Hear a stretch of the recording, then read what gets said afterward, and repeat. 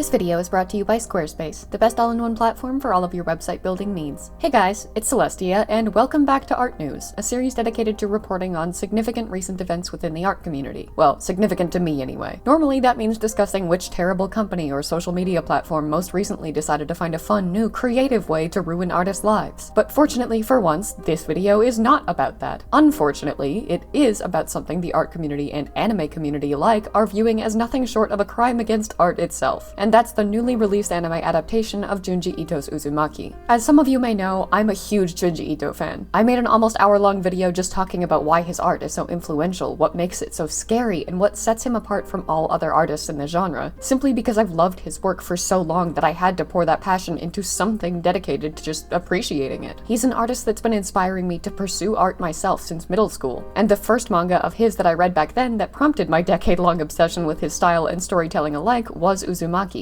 It's easily one of, if not the most popular of his works, and it's the one that was largely responsible for earning Ito the reputation as the mangaka king of horror. And with detailed, striking, grotesque visuals that burn themselves into the memory of anyone fortunate or unfortunate enough to see them, a storyline that disturbs even the most hardened horror fans, and an art style that's so unique that it's immediately recognizable as his, it's no surprise why. I won't go into the plot itself or show too many caps from the manga, both for the sake of avoiding spoiling anything for those who haven't read it, and disturbing those who aren't fans of gore, but suffice it to say that no one who reads Uzumaki will be quick to forget it, and it's more than earned its status as the manga that changed the landscape of horror art forever. Because it's so notoriously beloved by horror fans and manga fans alike, the announcement that it was going to get an anime adaptation was one that was met with a lot of excitement. His works have been adapted before in anime and movie format, but as I discussed in more detail in that previous video, all of them fell quite dramatically short of everyone's expectations. From rushed plots to sloppy animation, to the use of color completely erasing the style that Ito's so famous for, there were more flaws than fans were willing to tolerate. And while they were certainly skeptical as a result of that when Uzumaki's adaptation was announced, those concerns were somewhat alleviated when the trailer was released. It was immediately clear upon watching it that this was something different. This was a project that, to many, actually seemed like it might change the animation industry as a whole. Unlike the previous adaptations, Ito's iconic style and artistic charm were not erased by simplistic stylization that left it indistinguishable from any other anime. It was clear that they were putting everything they had into maintaining that style down to the last detail, keeping it in his hand-drawn black and white manga-esque style with expert execution. They even went so far as to maintain his line-based method of shading reminiscent of hatching, something that's no small feat in animation and most definitely took an inconceivable amount of time. After all of the prior adaptations' failures, fans had largely come to agree that the charms of Ito's work in manga form simply couldn't be adapted to anime without being lost altogether by the medium's inability to properly feature the elements that have come to define his style, an opinion that I shared and expressed in that earlier video. But the Uzumaki trailer proved us wrong. It showed us that with enough passion, dedication, and effort, the art of Junji Ito that's been so beloved for so long could, in fact, be animated without losing what makes it so memorable and terrifying. It proved that they had learned from their predecessors' mistakes, and were dedicated to making sure this adaptation was a true-to-life Ito experience. And everyone, myself included, was hopeful that that meant we would finally see the Junji Ito anime that we'd all been waiting for and deprived of for so long. And then it came out, and that's when all of that hope collectively died, something that could be observed in real time just by searching Uzumaki on Twitter. Because while the first episode did demonstrate that same jaw-droppingly gorgeous animation style that we had all come to expect after the trailer, the second didn't. In fact, the drop in quality between the first and second episode was so massive and egregious that the community's been seething over it ever since its release, mourning the loss of what so many had hoped would be the adaptation to put all others to shame. Both the trailer and the first episode showed us that art could be animated in even the most unique and detailed of styles without losing an ounce of the recognizability and charm of its original subject matter. They promised to revolutionize the way we experience animated art, bringing manga to life in a way that we'd never seen. And then as quickly as they raised those hopes up, they crushed them right back down. And the art community, horror community, and anime community are all rightfully reeling in response. So in today's episode of Art News, we're going to discuss the Uzumaki anime adaptation and how and why it went from something that promised to change the way we see art in animated media as a whole to something that's widely regarded as one of the most significant artistic disappointments in recent news, AI-generated controversies notwithstanding. But first, let me take a moment to thank today's sponsor, Squarespace, a longtime partner of the channel that is so beloved by both myself and viewers that I still get comments on a very regular basis expressing fear and concern when my videos start without talking about them. There's now a running joke that we're married, and while this is the first time I've ever been shipped with a sponsor, I'm okay with it if it's Squarespace. I would marry Squarespace, honestly, because I've been using them to build and host my Duchess Celestia portfolio site for so long that I'm completely confident when I say that, in my opinion, they're the best website building and hosting platform out there. With a massive library of professionally designed templates that are perfect for any any and every kind of site, they have the right option for you no matter what you need to build. And all of them are fully customizable so that you can make them your own, add any feature you could possibly need, and even use their extensive visual design tools and effects to fine-tune your site's aesthetic and establish professionalism and brand recognition. And even turning it into an online store is easy using the Squarespace Commerce platform, which allows you to do everything from manage your inventory to take sales and even print shipping labels. And with payment methods including the most popular options like Klarna, ACH Direct Debit, Apple Pay, Afterpay, and ClearPay, as well as the option to send individualized invoices to specific clients, Squarespace makes it easier than ever, not just for you to sell both goods and services, but also for your customers to pay with whatever option they're most comfortable with. Whether you're an artist in need of a portfolio, an entrepreneur building an online store, a creator setting up an interactive blog, or a small business owner making a landing page, Squarespace is the place to do it. And you can find out yourself by going to squarespace.com to get your own free trial today. And once you've built the perfect site that you're ready to launch, you can get 10% off your first purchase of a website or domain by going to squarespace.com/Duchess linked in the description. Thank you so much to Squarespace for sponsoring today's video, and please go check them out. Now, let's get back to Uzumaki and tackle the first question on everyone's minds. Is the anime really as bad as people are saying? I know I'm not the only one who had high hopes for it after the trailer blew everyone's expectations out of the water, and most people I've seen discussing it so far have been sincerely shocked that something so promising is being received so poorly. Personally, when I saw the outrage, I was so surprised that I honestly didn't even believe it. I thought it was yet another case of fans being ridiculously overcritical of nothing, dragging it for the slightest mistakes and overreacting to any creative liberties taken, as if they're not an inevitability when adapting a story from one medium to another. And then I watched it. And while the first episode was everything my Junji Ito loving heart could ever have hoped for, the second one almost immediately made me understand that the critics flooding online spaces had a very good reason to be. It sucked. I mean, it's not the worst thing in the world, and it's no more disappointing than any of the other anime adaptations before it. I still think it's worth watching, and just like the previous adaptations, I think it has value as its own piece of media independent from the original source material, when not compared to it. But the problem is that it is, effectively, exactly the same as those previous iterations. While the first episode promised to be an interpretation of Ito's stories and famously beloved art style that spared no detail and delivered a viewing experience akin to reading the original manga, the second seems to have deteriorated entirely and fallen into every single pitfall that the two series before it did. To make quite a long story fit into their 4-episode limit, they paced the narrative so quickly that they cut out the vast majority of plot and context that made that narrative scary in the first place. All of the build-up, the establishing of the unsettling atmosphere that immerses viewers and readers in a world that's innately wrong and threatening, the development of the feeling of unease that's so integral in making people truly fear what comes next. It's gone. Uzumaki and the vast majority of Ito's other works are so effective at scaring their readers because they spend so much time showing us why we should be scared before actually scaring us. They immerse us in the world slowly and gradually so that we understand exactly what it is that makes that world so dangerous and wrong, even when it starts out just normal enough for us to be able to imagine it as our own. The second episode's pacing, like many episodes of the previous adaptations,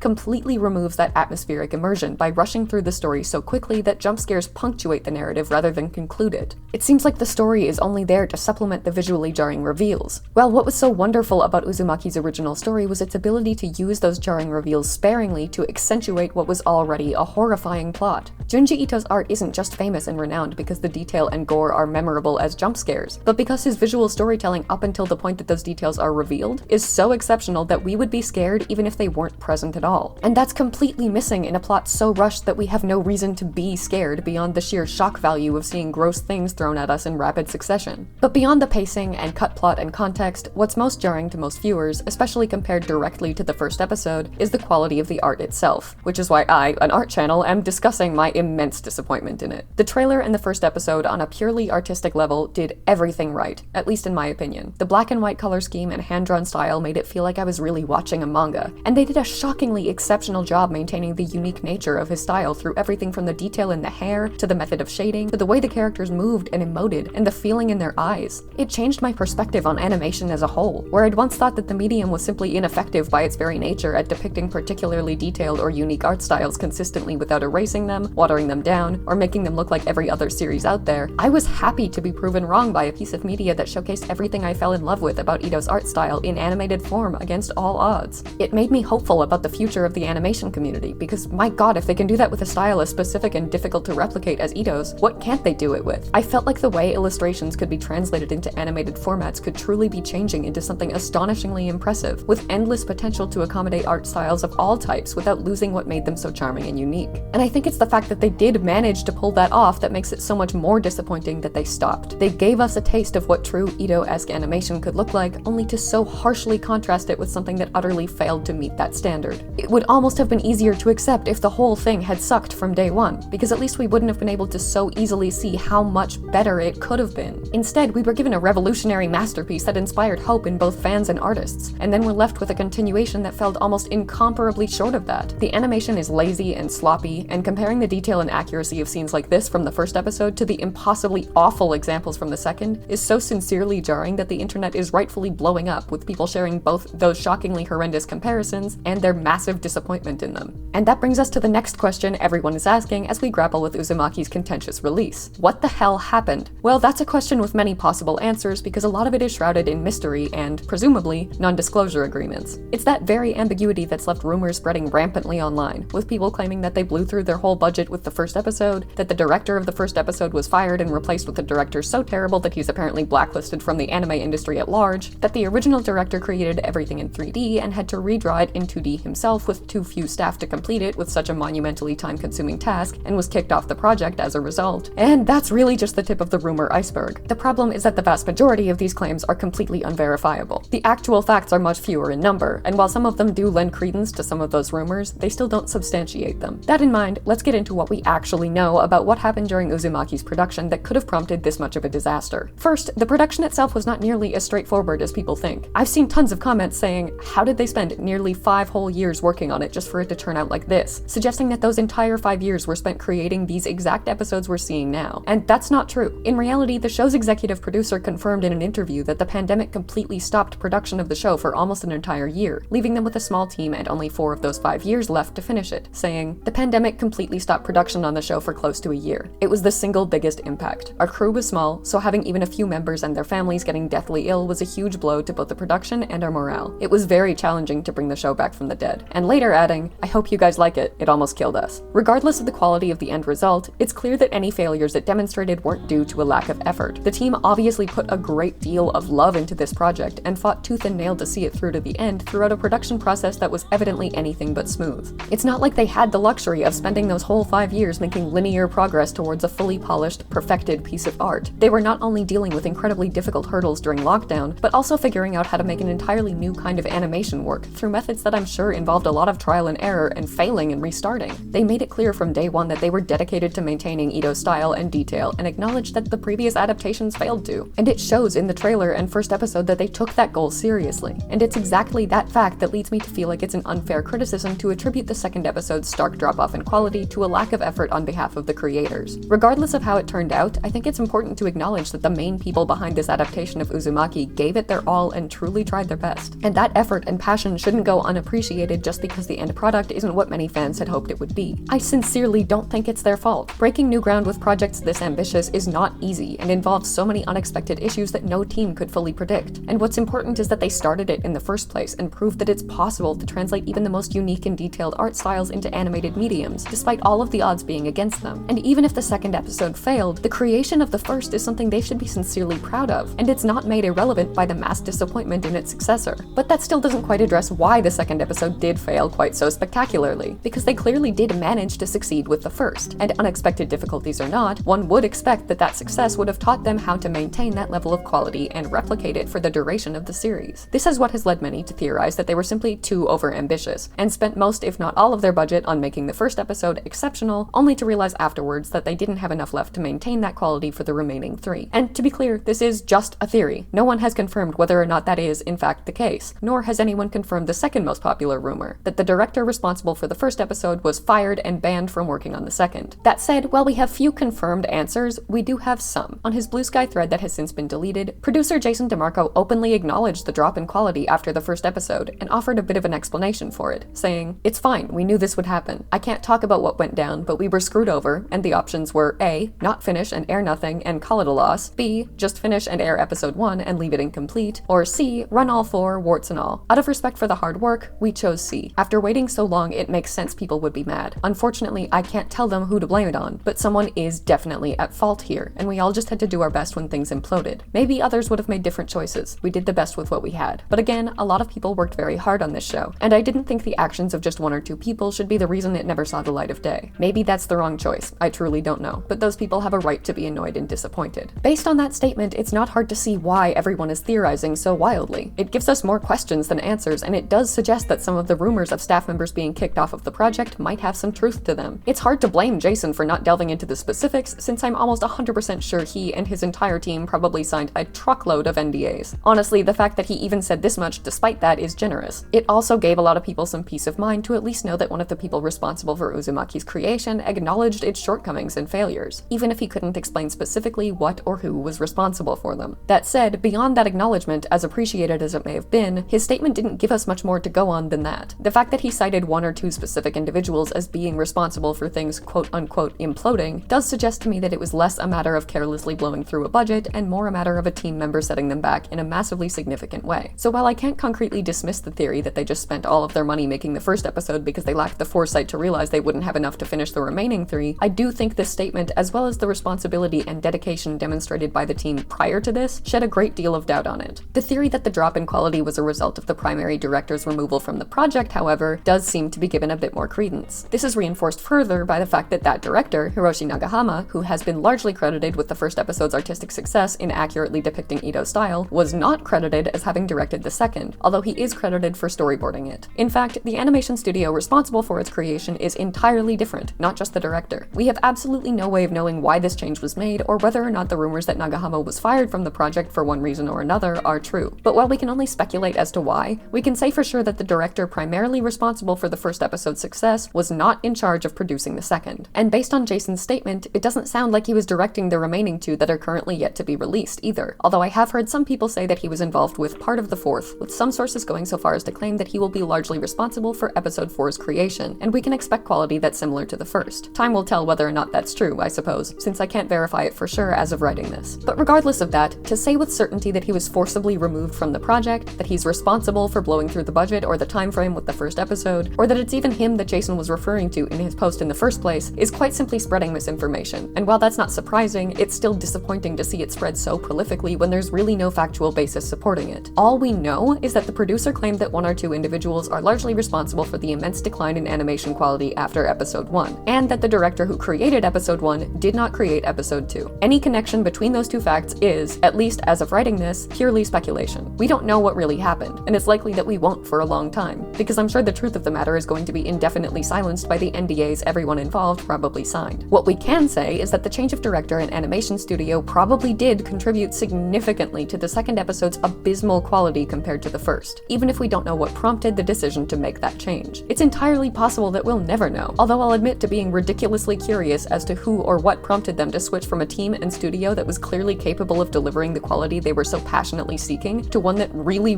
wasn't. Regardless though, I do think that's the best answer we're gonna get to the question, what the hell happened during Uzumaki's production that made it go from phenomenal to phenomenally disappointing? More than anything else, it seems less like an issue of an irresponsibly allocated budget and more of an issue of a massive shift in creative direction as a result of the change in studio and director. Maybe that studio switch was the result of an irresponsibly allocated budget, and we certainly can't rule that possibility out. But the suggestion in Jason's statement that 1 or 2 people are primarily to blame for the deterioration of the show's quality leads me to believe it was a lot more complicated than that. I'm sure budget and animation time played a significant role in their decision to make the switch, but the producers' claim that they were screwed over doesn't suggest that that's the entirety of that story. I'm honestly more inclined to think that what happened wasn't that Nagahama did anything wrong to warrant his removal as director, but that someone higher up with more authority than Jason DeMarco and the many others that were passionate about maintaining the show's quality said Nagahama was taking too long and charging too much even if it was yielding the desired results, and that switching to a cheaper and faster alternative was their only option. That's just my theory, of course, but theorizing is really all we have right now without more information to go on that we're not particularly likely to get in the near future. Ultimately, as of right now, that's all we know for sure, at least according to the information I was able to find. I'm sure we'll learn more in time and get some more answers as to what happened to Uzumaki's production that led to such a disappointing result after episode 1. But the bottom line I want to emphasize with this video, in conclusion, is that while it's more than reasonable to be disappointed by that result, the project as a whole isn't a failure because of it. The first episode and the trailer proved that animation can transform even the most difficult to adapt art styles into something just as beautiful as its source material, something many of us thought was impossible to do with Junji Ito's work in particular. The failures of the second episode don't, in my opinion, nullify the successes of the first, nor what they represent. The unlimited potential of artists to change the way that we view animation and its limitations when they're dedicated, determined, and passionate about their work and that which they're adapting. I sincerely do not believe that the creatives responsible for starting and leading this project are to blame for the underwhelming outcome, and I much much more inclined to blame an industry that systematically exploits those creatives and limits their potential in favor of cost-saving corner cutting at every opportunity. I think Uzumaki's anime adaptation so far represents two extremes: the massive, borderline unlimited potential of inspired artists to deliver masterpieces superior to anything we could have expected, and the ongoing and deeply troubling tendency of a profit-driven industry to stifle that potential. I sincerely understand, as a lifelong die-hard Junji Ito fan, why so many people are so disappointed. We thought we were gonna get 4 episodes as impressive as the first that finally brought one of our favorite stories to life exactly like we always dreamed of, and we didn't, at least not yet. I don't mean to suggest that people are wrong to be critical of how dramatically the show fell off in terms of visual and narrative quality after the first episode. I only mean to say that criticism is something I think should be directed at the industry rather than the creatives responsible for the adaptation's creation, because I do believe that they wanted it to be the best it could be and really did try to make that happen. We don't know the extent of the struggles they faced during production, and we might never find out, but it does seem like circumstances beyond their control are responsible for the majority of the problems that people have with the second episode. And while they're valid to have those problems with it, I don't think it's necessarily fair to pin all of the blame on people who don't actually seem to be to blame. I also don't think it's fair to write the entire show off as a disappointment or a failure just because of that. We still have 2 episodes to come, one of which may have been directed by Nagahama and subsequently demonstrate quality akin to that of the first episode, and we have the first episode and all of the progress it represents for the art and animation communities. Is it the perfect adaptation we all wanted it to be? No, but I think we all knew it was bound to fall short of those expectations, and we have to understand that in undertaking this massive, with so much pressure placed on the animators to deliver a product unlike anything we've ever seen before, is going to be more than difficult enough to justify the presence of the mistakes that inevitably need to be made in pursuit of that progress. As of now, we have no idea who or what is responsible for the switch in studios and subsequent downgrade in animation and narrative quality. But whatever did happen behind the scenes, it doesn't diminish the significance of the first episode's many successes, and it doesn't devalue the entirety of the show. There is a lot of beauty and promise to still be found in this Uzumaki adaptation, flawed as it is, and I truly do not believe that that beauty is made insignificant by its absence in the second and likely third episodes. Thank you for watching, and I hope you enjoyed today's video. Special thank you as always to channel members Joseph Solomon, TC Pratt, Zelda Deverak 42, Haruki Saluzzo, King Good James, CP Lil Thing, Art of Amethyst Fable, Extinction Animation, and Andy the Hedgehog, as well as patrons Batman, Kyle Lowe, Blue Swanson, Cora Fear, Jamisha Walker, Alengshi, Kim Yen, Crazy Asar, Gen Tong, Grayson Xavier, Blah Mage, TC Pratt, Finn, Celine Merriman, Ash, Eldritchia, The Stray Dog, Ulura, Greg Noble, Decagon, Jenny Chan, Cat Bus, Mac, Lucy Amajiki, Selena Bibi, Pride Day, Totally Shogun, Insomniac Sleep Schedule, Ling Tang Wang, and Marie Greer, and I'll see you in the next one.